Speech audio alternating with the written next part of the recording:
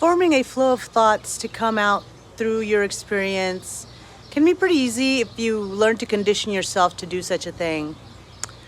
One of the first exercises, which I actually had presented in an earlier video, is the sequential song that has to do with laughter therapy, which is laughter is contagious and it's advantageous, ha ha ha ha ha ha ha.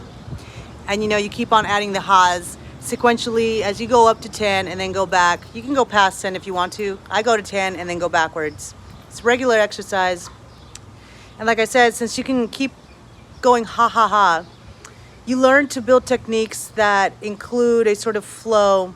You don't necessarily have to speak or sing for this dialogue to come out of your mind.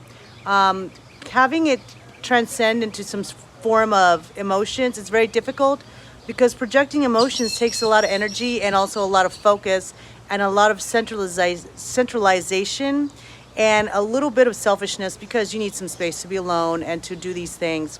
But doing these things brings a flow of thinking and even morale boosting.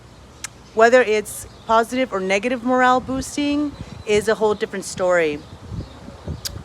There's different things that we end up enthusing without realizing it, and sometimes this flow comes out with us without us being able to control it because we're not aware that it's happening, which is why we have to learn how to realize that there's a flow that can occur and there's certain sequential things or following thoughts or leads or endless riffs or maybe even rushes through a river, maybe even pipe dreams, because it could lead to that. And if you guys don't know what a pipe dream is, pipe dream basically ends and busts at the end.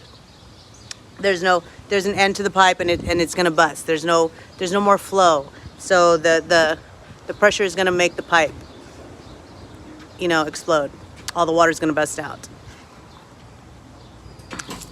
Anyways, finding a flow is something that we can learn to do, and learning to realize that there is a flow, whether it be positive or negative, helps out. Knowing that we're capable of projecting a flow by focusing and meditating on the flow of our feelings instead of words or thoughts is a whole different process, and it can lead to pipe dreams.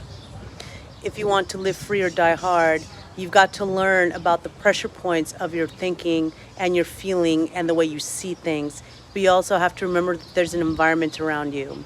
So sometimes the flow is affected by your own selfishness, and you've got to learn how to redirect it, unless it will be put to an end and bust.